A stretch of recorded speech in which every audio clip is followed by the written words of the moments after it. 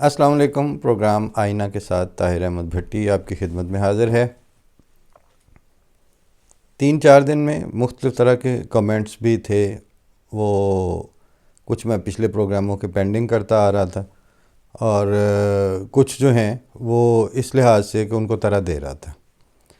Pending میں تو مثلا وہ ایک آ رہا تھا بار بار، کوئی صاحب ہوں گے وہ آ کے جی وہ کلٹ ہے، یہ احمدی کلٹ ہے، لفظ سن لیتے ہیں پھر اس کے بعد لے کے چل پڑتے ہیں، اور نہ اس لفظ کے ما لہو و ما لہ کی طرف غور کرنا ہے، نہ یہ دیکھنا ہے کہ کیا وہ پریکٹیکلی اسی طرح اس پہ چسپاں ہوتا ہے نہیں ہوتا، یا جو الزام اس لفظ کی صورت میں لگا رہے ہیں کیا وہ الزام کی تصدیق رویے سے ہوتی بھی ہے اس متعلقہ انسانوں کے گروہ کی طرف سے یا نہیں۔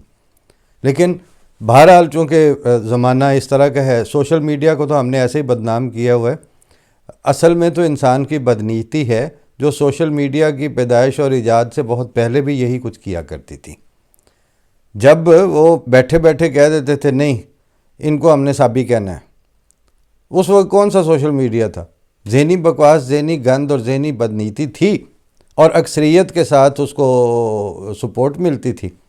انسانوں کا بنیادی طور پر یہی مسئلہ ہوتا ہے کہ ایک یعنی یہ فطرت انسانی کی عام جو جاری روش ہے، یہ اس کی بات ہے کہ جو اس کو سامنے فوری نظر آ رہا ہو، جس کا نتیجہ وہ جیب میں ڈال سکتا ہو، جس کے نتائج کو وہ فوری طور پر بھگت سکتا ہو یا دوسروں کے اوپر نافذ کر سکتا ہو، وہی اس کے لیے حقیقت ہوتی ہے۔ وہ جو دور کی باتیں ہیں یا جس کے لیے اتنی گہری فراست درکار ہو کہ آج جو ہم بول رہے ہیں وہ ہو سکتا ہے کہ اگلی نسل کاٹے، اتنا شعور اور اتنا ٹھہراؤ کے ساتھ پلان کرنے والے اور اپنے پلان پر استقامت اختیار کرنے والے عامت الناس پلس اکثریت کبھی بھی نہیں ہوتی۔ یہ کام اقلیت ہی کا ہوتا ہے، اور ان معنوں میں اقلیت کوئی مینا یا تانا نہیں ہے۔ اقلیت کا مراد یہ ہے کہ وہ چند بندے ہی ہیں جو اس طرح سوچنے والے ہیں۔ پچھلے دنوں ٹوائن بی کی جو ورلڈ ہسٹری ہے اس کے اوپر مضمون ایک لکھا ہے مختار مسعود نے اپنی کتاب میں، اور کافی طویل مضمون ہے۔ تو اس مضمون کو میں زیر گفتگو تھا اپنے بچوں کے ساتھ ہی، تو ہم اس کی وہ بعض لائنیں جو ہیں وہ وہاں سے دیکھ رہے تھے، اوریجنل جو انہوں نے کوٹ ان کے مضمون سے اس کتاب سے۔ تو وہاں ٹوائن بی لکھتے ہیں کہ دنیا میں جو بڑے انقلابات اور تبدیلیاں ہوتی ہیں وہ ہمیشہ ایک باشعور اقلیت ہی کے مرہون منت ہوتی ہیں، اور وہ اقلیت یا وہ چند لوگ قلیل وہی ہیں جو اس کو لے کے چلتے ہیں، اور باقیوں نے اس کو فالو کرنا ہوتا ہے۔ اب یہ بات آج سے 5000 سال پیچھے جا کے اپلائی کریں یا آئندہ 1000 سال کے بعد اپلائی کریں، رویہ یہی رہے گا۔ جان ایلیا نے کہا کہ خوباں کہاں تھے نکتہ خوبی سے باخبر۔ یہ اہل فن کی بات تھی، اور اہل فن میں تھی۔ صاحب فن ہی اس نکتہ خوبی اس کو پتہ ہے نا کہ اس پوائنٹ پہ ایک وہ چیز جو ہے وہ ایک خوبصورتی یا ایک نئی ڈائمنشن دے رہی ہے، تو وہیں وہ ٹویسٹ دے گا یا ہائی لائٹ کرے گا، باقی کو کیا پتہ۔ تو وہ اس طرح کے جو سوچنے والے یا اس طرح بیہیو کرنے والے جو ہیں وہ اکثریت کے ان معنوں میں محتاج بھی نہیں ہوتے کہ وہ پہلے اس کا منہ دیکھیں پھر اس کے بعد بات کریں۔ اب اس کی مثال آپ آج کے دن میں اپنی لیڈرشپ اور اپنے سیاستدانوں اور اپنے میڈیا کے جو آؤٹ لیٹس اور ان کے بڑے بڑے نام ہیں ان کی طرف لے آئیں۔ وہ پوری غور و فکر کے ساتھ فیڈ بیکس اور پتہ نہیں کیا کیا اور نبض کے اوپر ہاتھ رکھنا اور دیکھنا اتنے تماشا نہ لگ جائے، لوگ کی پٹھے نہ پہ جان، یہ ساری چیزیں سوچ کے جو بات کرتے ہیں تو وہ انہوں نے بنیادی طور پر انہی کو پلیز کرنے کے لیے کوئی بات کرنی ہوتی ہے۔ اور جہاں تک یہ حکومتی ارکان اور بڑے بڑوں لیڈر بنے پھرتے جو ہیں ان کا تعلق ہے، تو وہ پہلے ہی کہتے ہیں نا جی نا اتنے رولا پی جائے گا. وہ سچ اور حقیقت اور اس وقت کی جو اصلی ضرورت ہے وہ اس کی طرف نہیں جاتے. وہ یہ دیکھتے ہیں کہ رولا نہ پی جائے, پھڈا نہ کھڑا ہو جائے. اب کل جو کچھ وہاں پہ لاہور میں ہوا ہے, یعنی کیسے ایف آئی آر درج ہو رہی ہے کہ سارا دن اتنے جلوس نکلیا رہا, سارا دن علاقے کے مکینوں کے لیے مصیبت پڑی رہی. پولیس آئی ہوئی ہے, آئی جی ڈی آئی جی سے رابطے میں ہیں, ایس ایس پی موجود ہو رہا ہے آ کے, ایس پی ہے, پتہ نہیں کتنے ایس ایچ او ہیں. وہ اس ساری جو سچویشن کو کنٹرول اور سنبھالنے کی کوشش کر رہے ہیں. بنیاد کیا ہے جی؟ بنیاد یہ ہے جی اتنے جی انہوں دی تبلیغ ہو گئی ہے جی, انہوں نے مسجد کی طرح عبادت گاہ بنائی ہوئی ہے جی, ان کو یہ ہے, ان پہ اب وہ پرچہ کاٹیں, ان کو ابھی گرفتار کریں, یہ سانوں دیو پھڑ کے. وہ لگے ہوئے ہیں, ان کو بھی پتہ ہے کہ ٹھیک ہے واقعہ جہاں ہوتا ہے وہ اس کا فوری طور پر کرتے کچھ نہیں ہے, یعنی اس طرح کچھ نہیں کرتے ہیں, لیکن وہ گلے کو تو آتی ہیں وہ چیزیں, اور ان کا ریپرکشنز بھی ساتھ لگے ہوئے ہیں. انسانوں کے ساتھ آپ جب بے ایمانیاں اور زیادتیاں کر رہے ہیں تو جتنے جوگے وہ ہیں اتنا تو آپ کو رسپانس بھی ملے گا نا. پھر ہر طبقے کے رسپانس کی قسمیں مختلف ہوتی ہیں, مگر وہ سارا دن وہ تماشا لگوا کے تو اگلے دن جا کے جو ایف آئی آر کاٹ کے پرچہ دے کے اس کے بعد جی وہ ٹھنڈے کیے جا رہے ہیں. جب حالات یہ ہوتے ہیں تو اس میں واضح ہو چکا ہوتا ہے کہ قانون کی عملداری اب کوئی نہیں ہے. آج ہی یہ جو تفصیلی فیصلہ آیا اس کے اوپر ایک ماہر قانون ٹی وی کے ایک پروگرام میں رائے دے رہے تھے. انہوں نے یہ کہا کہ جی آئین جو ہے وہ بنیادی طور پر عامت الناس اور ریاست کے کرتا دھرتاؤں کے درمیان ایک معاہدے کا نام ہے. بالکل ٹھیک ہے, مان لیا. معاہدہ یہی ہے کہ چلیں ہم ووٹ دے کے آپ میں اپنے حقوق جو ہے وہ منتقل کرتے ہیں, اور اب آپ اس طرح تحفظ کریں گے اس معاہدے کا بھی اور ہمارے حقوق کا بھی. اس وجہ سے جب آئین بنتا ہے تو اس میں بعض ایسی شقیں شروع میں ہی رکھ دی گئی ہوتی ہیں جو آپ کے بنیادی حقوق کا تحفظ کرتی ہیں. عقیدے کا حق انسان کا بنیادی حق مانا گیا ہے all over the world. Faith کو رکھنا اور اس کا اظہار کرنا, آزادی اظہار, آزادی رائے, انفارمیشن تک آپ کی پہنچ, معلومات کا حق, یہ سارے آپ کے بنیادی حقوق ڈکلیئر ہوئے ہیں.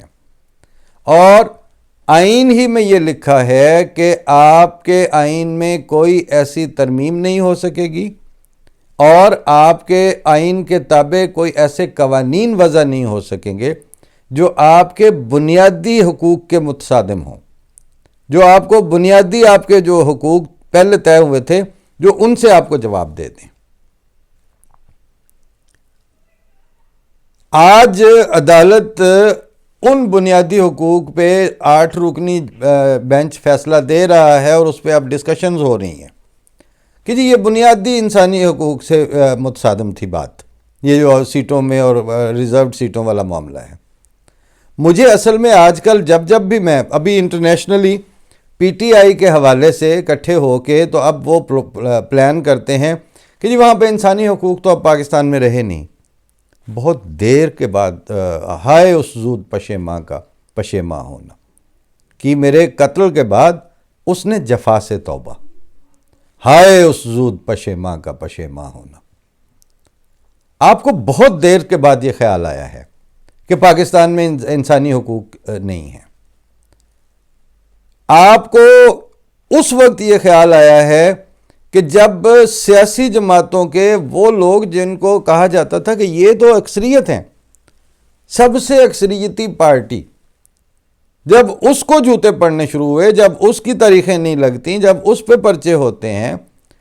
اور ابھی بلکہ پچھلے دنوں وہ سبوق سید نے بھی ان کی اس پہ لگا ہوا تھا, کوئی علامہ صاحب, کوئی دیوبندی صاحب تھے, وہ پکڑے گئے ہیں کراچی سے اور پھر 6 ہفتے کے بعد ان کی ضمانت ہوئی. اور اب وہ بڑے دکھ سے لکھ رہے تھے کہ ان کے فینز اور فالورز کہ اب دیکھیں لاہور سے کراچی جا جا کے لمبے سفر درپیش ہوں گے اور ٹرائل اور ضمانت تو ہو گئی ہے اور اب وہ زمانہ آئے گا. مجھے عین اس وقت یاد آ رہا تھا کہ مرزا غلام احمد صاحب نے مرحوم نے گورنر پنجاب کے ساتھ بیٹھے ہوئے، سلمان تاثیر کے ساتھ بیٹھے ہوئے، یہ پریس کانفرنس چل رہی تھی، تو انہوں نے کہا تھا کہ میری رہائش ربوہ میں ہے اور میرے خلاف پرچے جو تھے وہ سندھ میں تھے، اور مجھے مہینے میں 2-3 دفعہ اس پیشی پہ جانا پڑتا تھا، اور وہ ایسے نہیں تھا کہ کبھی وہ ہر مہینے پڑتی تھی پیشیاں. اور کہتے ہیں سفر دیکھ لیں 1000 کلومیٹر ایک طرف کا بنتا ہے. تو کہتے ہیں تانگے آگے جو میرے افسر بالا تھے انہوں نے پھر مجھے کہا کہ تم ایسے کرو، تم یہاں سے جاتے تم کراچی رہائش رکھ لو، سندھ میں ہی رہ پڑو، پھر وہیں سے کیس بھگتتے رہنا. یہ گند کیے ہوئے تھے نا آپ نے، وہی پر الٹ کے پڑھ رہے ہیں، اور تو نیا تو کچھ نہیں ہو رہا. اس طرح سے جب معاملات آ جاتے ہیں تو اس وقت ان کی لاؤڈ تھنکنگ کی بہت ضرورت ہوتی ہے. اور جب آپ بات پلٹ کے کہتے ہیں احمدیہ کلٹ کے جواب میں صرف آپ کو بتا دوں کہ میرے بات ہو رہی تھی کہ جی وہ چوئی محمد علی صاحب پہ، تو ظاہر بچوں نے پروگرام سنا ہوا تھا، تو بیٹے میرے نے کہا کہ چوئی صاحب احمدی ہوئے تو وہ تو پہلے کمیونسٹ خیالات کے تھے، تو ایسے اس نے کریوسٹی کا اظہار کیا. تو میں نے کہا کہ چوئی صاحب کے اپنے انٹرویوز میں یہ بات آتی ہے کہ چوئی صاحب کہتے ہیں کہ جب میں نے دیکھا تو مجھے لگا کہ یہ تو ایک عجیب فینومینا ہے. انہوں نے احمدیت کو ایک فینومینا سمجھ کے اختیار کیا تھا، قبول کیا تھا، اور خدا تعالیٰ کی طرف سے جو جاری کیے جاتے ہیں مذاہب یا تحریکات الہیہ، وہ موومنٹس کم اور فینومینا زیادہ ہوتی ہیں. تحریکوں کو آپ روک سکتے ہیں، فینومینا کو آپ ہونے سے اور اس کو کمپلیٹ ہونے، دیٹ از اے پروسیس، اس نے ہونا ہی ہے. اب مصیبت یہ ہے کہ یہ ایک فینومینا کو کلٹ کہنے کے اوپر اصرار کرتے پھریں، اس کو کلٹ ثابت کرنا پڑے گا. وہ میرے ایک نان احمدی دوست، ظاہر ہے ان کے اوپر تو کوئی اوبلیگیشن نہیں ہے نا کہ وہ ضرور ہماری طرح مانے ہمارے خلفاء کو یا ہماری تعلیم یا ہمارے عقائد کو. جو وہ ادھر ادھر سے پڑھتے سنتے تھے اسی حساب سے انہوں نے سوالات اٹھانے ہوتے ہیں. تو ایک دن بڑا اس میں بیٹھا ہوا اور تو باتیں ظاہر اس کو سمجھ پتا تھا، عقائد و کلام پھر ان لوگوں کا مسئلہ نہیں رہتا. حضرت عیسیٰ فوت ہو گئے ہیں یا آسمان پہ چڑھ گئے ہیں، یہ اس سے تو بہرحال آگے جا چکے ہوتے ہیں، اپنے مولوی کی بھی وہ بات نہیں مانتے. کون آئے گا کون جائے گا، دس از ناٹ دیئر بزنس.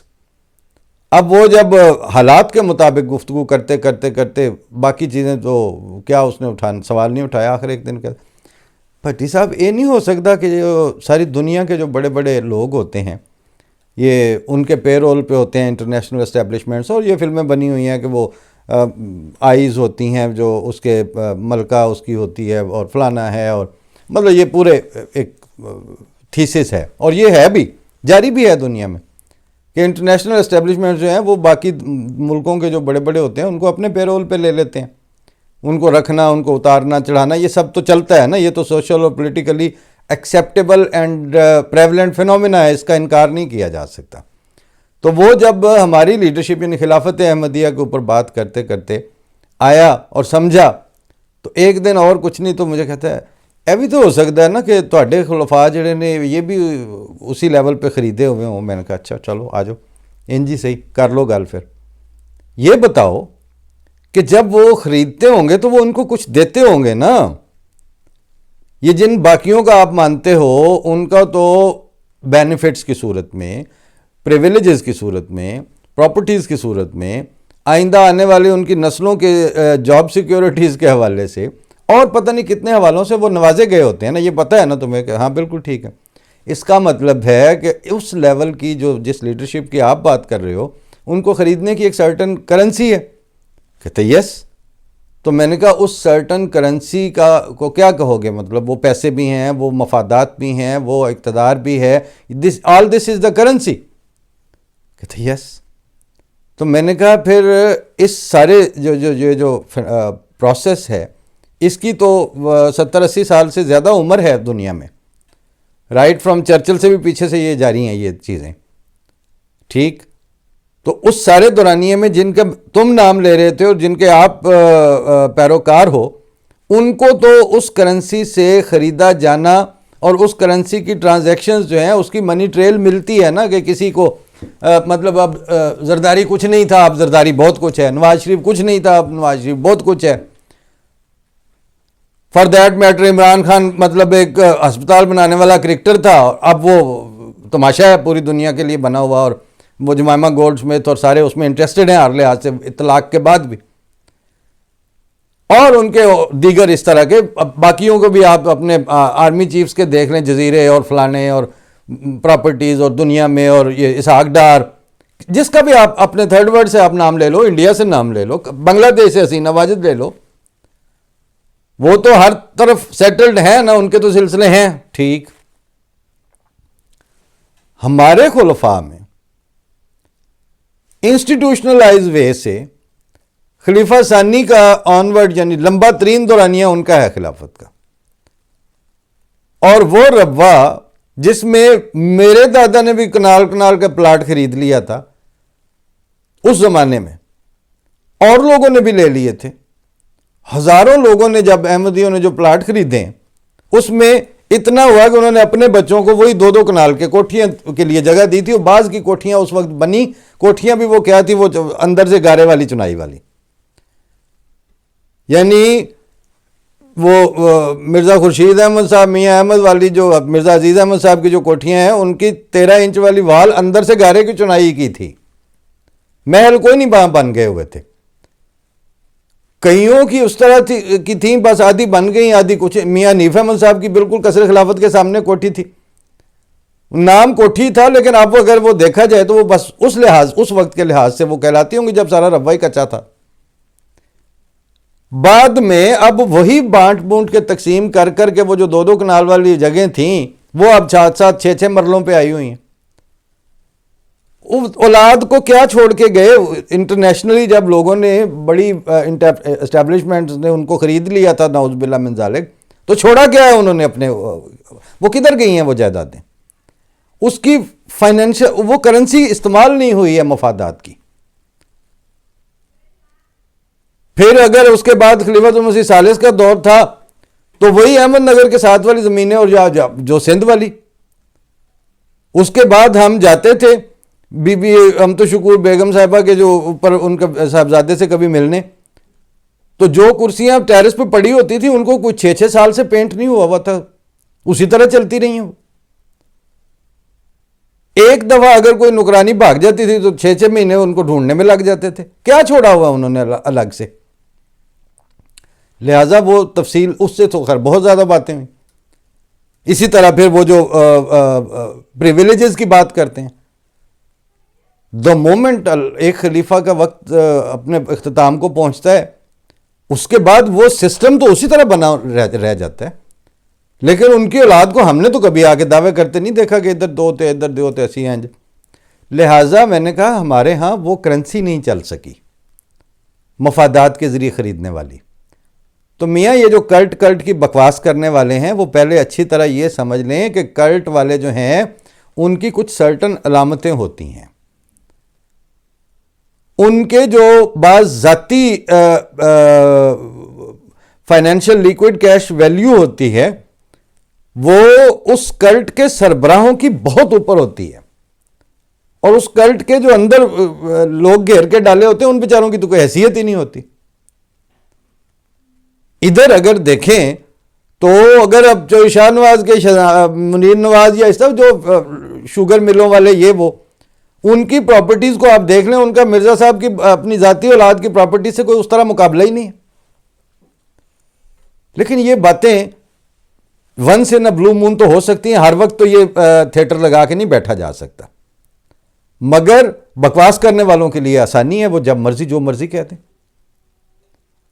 لیکن اس سارے کے اوپر ہمارے بھی عامت الناس ہیں, ہمارے پبلک ہیں, ہمارے بچے ہیں, ہمارے ان کے تھاٹس ہیں, ان کے لیے یہ لاؤڈ تھنکنگ جو ہے وہ کوئی نہ کوئی رول پلے کرتی ہے. کل ایک صاحب لگے ہوئے تھے کہ اس بندے کو تو آپس میں اپنے آپ کو یہ باتیں سناتا رہتا ہے. وہ جو میں باتیں اپنے آپ کو سناتا ہوں وہ پچھلے 3 سال میں 30 لاکھ سے زیادہ مرتبہ دیکھی گئی ہیں اکارڈنگ ٹو گوگل. 3 ملین سے زیادہ دفعہ ان پروگراموں کو دیکھا گیا ہے نا, وہ تو ریکارڈ پہ ہے. اور میرے یہ نہ کہنے کے باوجود میں نے کبھی نہیں کہا کہ میرا وہ سبسکرائب کر دیں یا مجھے گھنٹی کا بٹن دبا دیں اور ایسے کر دیں اور وہ کر دیں. جو کرنا ہے آپ نے کریں. میں بات کر رہا ہوں مجھے, بلکہ آئینہ ابصار کی جو اوپر ایک ٹائٹل لکھا ہوتا ہے وہ ویب سائٹ پہ بھی یا اس پہ چینل پہ بھی, اس پہ یہ لکھا ہوا ہے کہ خدائے رحمان الرحیم کی استمداد سے شروع کیا گیا ہے. یہ بندے اپنے ہو یا بیگانے ہو ان سے کبھی بھی نہیں کچھ کہا گیا. ہاں کچھ موڈا جوڑ کے کھڑے ہونے والے ساتھی ملتے ہیں, اللہ تعالیٰ انہیں جزا دے, وہ ایک الگ فینومینا ہے.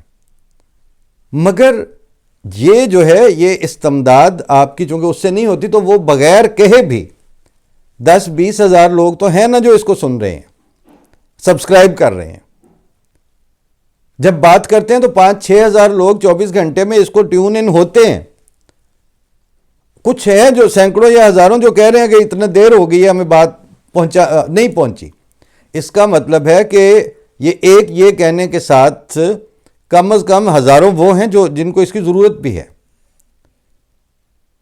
اور میں ذاتی طور پر میرے علم میں ہے ہائی کورٹ کے جسٹسز, دیگر افواج کے لوگ, بیوروکریسی کے, وہ پرسنلی سنتے ہیں, اس پہ ڈسکس بھی کرتے ہیں, میرے علم میں ہے. اب ایک سوال جی وہ جی دی کنی کو پہنچ کتنے کو لوگ نہ ہوں بھائی. میں اگلے دن کسی دوست سے کہہ رہا تھا کہ جس وقت سر سید احمد خان وہاں بیٹھے ہوئے تھے علی گڑھ میں, انگریز وہاں کانووکیشن میں جاتے تھے گورنر, فنڈنگ علی گڑھ کو ہوتی تھی ریاستی سطح پہ, پورے ہندوستان کے طول و عرض میں جو بڑے بڑے لوگ تھے ان کے بچے وہاں آ کے داخل تھے, اور پورا ٹریجری کے نظام یہ وہ بڑے بڑے نام انہوں نے پیدا کیے. اسی لمحے میں اس زمانے میں سیم علی گڑھ کے ساتھ پیرالل آپ دیکھ لینا کہ قادیان کے گاؤں کی اس وقت کیا وقت تھی جی, کی حیثیت تھی. کتاب لکھی ہے, ساتھ خط لکھ رہے ہیں کہ یار یہ کتاب لکھی ہے, اس کی کچھ جلدیں آپ قبل از وقت خرید لیں تاکہ اس کو سپورٹ ہو جائے. ان حالات, اور اس کو لکھنا بھی ہے, پھر اس کی پروف ریڈنگ بھی کر رہے ہیں, پھر وہ تاریخ میں وہ پڑھنے کو ملتا ہے اور رونا آتا ہے اور دل پگھل جاتا ہے کہ وہ میر حامد علی صاحب کو ساتھ لے کے گئے ہوئے ہیں, ان کو کہا ہے کہ کچھ آپ یہ ناشتہ کر لیں اور رات تو اب گزر ہی گئی ہے, اب کیا سونا, کسی سرائے میں ٹھہرے ہوئے. آج اب یہ بعض باتیں ایسی ہیں کہ جو پچھلے دنوں ہم نے ایک نظم سنی, سب نے سنی ہوگی, ایم ٹی اے پہ بھی آتی ہے اکثر و بیشتر, میرے کچھ غیر احمدی دوست مہمان آئے ہوئے تھے تو ہم نے سب نے مل کے سنی کہ رت خزاں کی بدلنے لگی ہر گھڑی, چہرے چہرے پہ رنگ بہار آ گیا. رت خزاں کی بدلنے لگی ساتھیوں, آپ بتائیے. صحن گلشن میں, رت خزاں کی بدلنے لگی ہر گھڑی, صحن گلشن میں رنگ بہار آ گیا. اس میں آگے جا کے ایک شعر تھا کہ شہر دل کے مکینوں کے سب فاصلے اب زمین و زمان سے اٹھائے گئے,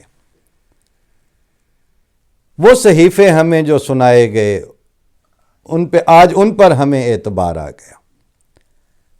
تو وہ سنتے ہوئے بیٹے نے کہا کہ اس شعر کا خاص مطلب, میں نے کہا بڑا سمپل ہے کہ یہ جس وقت بات ہو رہی تھی, شہر دل کے مکین تو وہی ہیں نا کہ جنہوں نے قبول کر لیا ہے خدا تعالیٰ کے اس کو, اور پھر اس دلی کیفیات اور قلبی محبت کے ساتھ وہ چلے گئے ہیں اس کے اندر.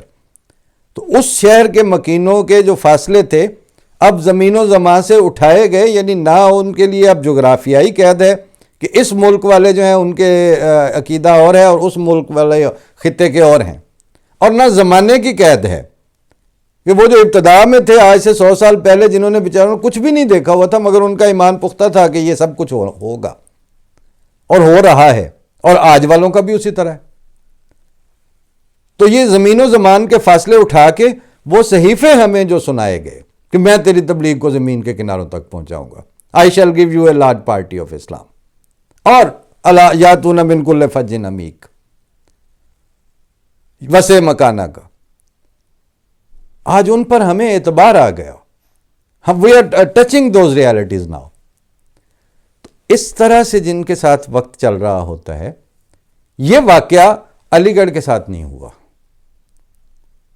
پہنچ اس کی زیادہ تھی، اپروچ اس کی زیادہ تھی، ریکگنیشن وہاں زیادہ تھی، ارباب اختیار تک سر سید. اب پھر کل ہی کسی سے بات ہوئی تو کہتے فرق کی تھی.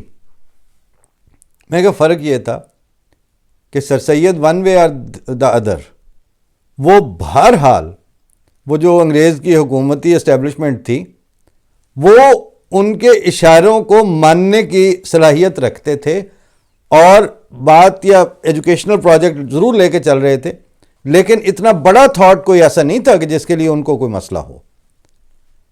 اور ادھر جو تھے قادیان میں جو سلسلہ چل رہا تھا، وہ ملکہ برطانیہ کے لیے جو تحفہ کیسریہ جو کتاب پیش ہو رہی ہے، اس میں تو بھی کہہ رہے ہیں کہ اے ملکہ تو توبہ کر.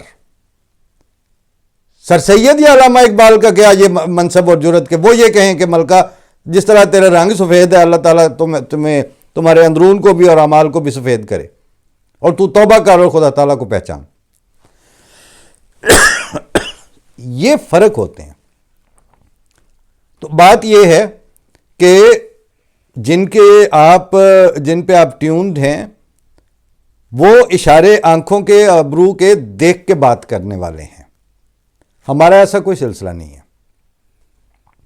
ہمیں چیزوں کو دیکھنا ہے اور دیکھتے ہوئے بولنا ہے تو ایک خوف ہونا ہے کہ کوئی ایسا گند اور ایسا جھوٹ نہ بولیں جس پہ ہماری اپنا ضمیر ہمارے ساتھ نہ ہو. لیکن اس کے علاوہ کوئی بات نہیں ہے. اور تیسری اور مین بات یہ کہ جو باتیں ہم کر رہے ہیں، جن پہ بیت رہی ہے، وہ چوہدری صاحب نے کہا تم مر نہیں گئے ہو، اٹھو گفتگو کرو. تو بات انسانوں کے ساتھ جب سلسلہ چل رہا ہوتا ہے تو وہ بولتے ہیں، وہ اس پروسیس کو لاؤڈ تھنکنگ بھی کرتے ہیں، اور اسی کو نتھار کے تو اپنے لیے ایک اپنا ذہنی اور اپنے رد عمل کا رویہ طے کرتے ہیں اس سے. So these are the requirements. جس طرح کے ابھی کل والے پروگرام میں بھی عرض کیا تھا اور آج بھی کرنا تھا، لیکن اب کسی اگلے میں آ جائے گی یہ بات، کہ یہ جو کچھ نظر آ رہا ہے اس سے پتہ چل رہا ہے کہ اب قانون نہیں ہے. لا لیسنس یہ شکل اختیار کر چکی ہے، اور قانون کی طاقت جن بڑے سرچشموں سے کشید کی جاتی تھی، وہ سرچشمے بھی اب خشک ہو رہے ہیں اور وہ برج ٹوٹ رہے ہیں. تو جب ایسا ہو رہا ہوگا اور انسانوں کی کروڑوں کی آبادی ہوگی اور لاکھوں مربع میل کا ملک ہوگا، اور صرف چند ہزار پر 100 مربع میل جو ہے وہ ایڈمنسٹریشن ملے گی، اور اس ایڈمنسٹریٹو سیٹ اپ جو ہے اس کے پیچھے بھی وہ ساری جو تنخواہیں اور پیٹرول اور گاڑیاں اور سہولتیں، اس سارے کا کچھ نہیں بچے گا. تو پھر انسانوں نے کیا کرنا ہے؟ اس پہ بارش، آندھی اور طوفان سے پہلے گفتگو ضروری ہے، اس لیے ہم بات کرتے ہیں. اللہ حافظ. السلام علیکم.